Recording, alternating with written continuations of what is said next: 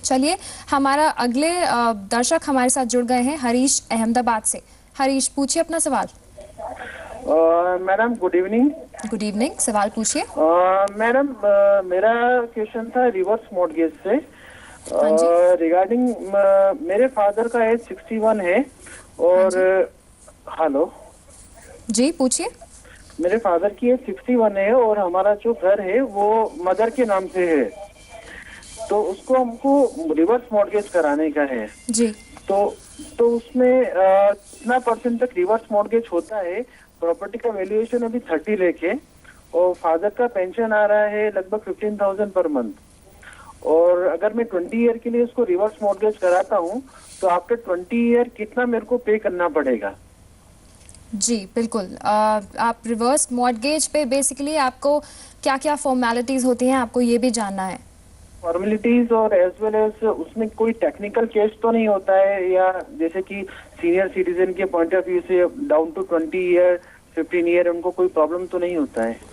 जी पूछते हैं बलवान जी से। बलवान जी, इनके फादर की जैसे उन्होंने बताया इनके पास घर की इनकी जो वैल्यू है वो 30 लाख का इनकी वैल्यू है और इनको 20 लाख के लिए रिवर्स मॉर्गेज लोन लेना है, तो उसके लिए इनको क्या क्या चुनाव कर सकते हैं ये?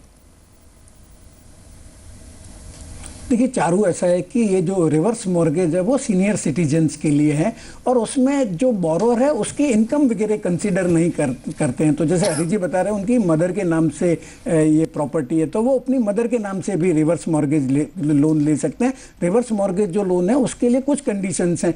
एक तो है कि वो जो प्रॉपर्टी है वो उनकी खुद की एक्वायर की हुई होनी चाहिए। जो बोरोअर है उनकी उम्र 60 साल से ज़्यादा होनी चाहिए।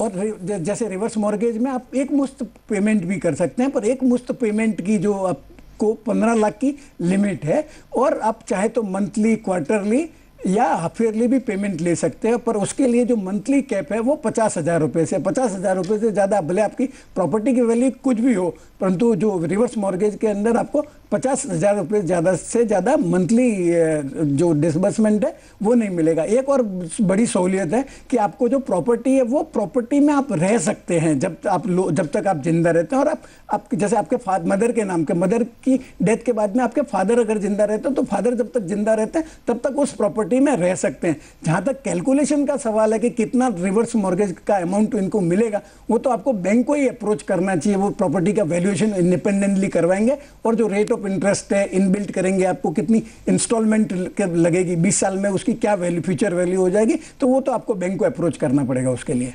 जी बिल्कुल बलवान जी, जैसे कि सीनियर सिटीजन्स के लिए काफ़ी अच्छा विकल्प है रिवर्स मॉर्गेज लोन के लिए, वो बैंक को संपर्क कर सकते हैं। चलिए अभी हम रुकते हैं एक छोटे से ब्रेक के लिए। आप बने रहिए हमारे साथ, देखते रहिए मनी गुरु।